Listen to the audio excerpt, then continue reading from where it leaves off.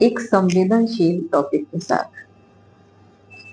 सबसे बड़ा टॉपिक ये है कि खून के रिश्ते में, ब्लड के रिलेशन में और आत्मा से जुड़े हुए रिश्ते में क्या अंतर है। एक स्त्री से ज्यादा इस चीज को कोई नहीं समझ सकता, क्योंकि दो दहलीज पर खड़ी होकर एक स्त्री अपने आप को एक धुरी के रूप में देखती है। जब वो अपने पिता के घर में जन्म लेती है तो उसके बहुत सारे ऐसे रिश्ते होते हैं जो ब्लड से जुड़े होते हैं। माता, पिता, भाई, बहन, उसका पूरा परिवार उस ब्लड के रिलेशन से कनेक्ट होता है। पर जब उसकी शादी होती है और जब वो दूसरे घर जाने लगती है तो उसका जो आत्मा से जुड़ा हुआ रिश्ता होता है वो उसके पति से जुड़ा होता है, उसके पति के परिवार से जुड़ा होता है।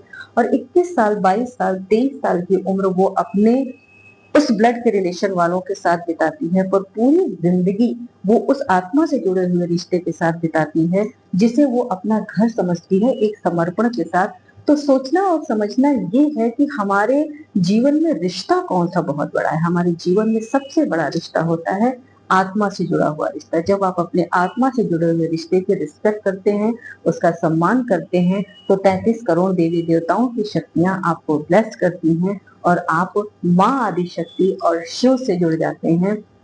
जब शिव और आदि शक्ति का संयोग होता है, मिलन होता है, तो एक ब्रह्मांड की उत्पत्ति होती है।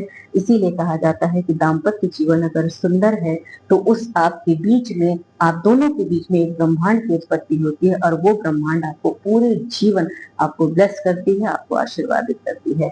तो इसलिए ब्लड के रिलेशन से ज्यादा इंपॉर्टेंट होता है हमारी लाइफ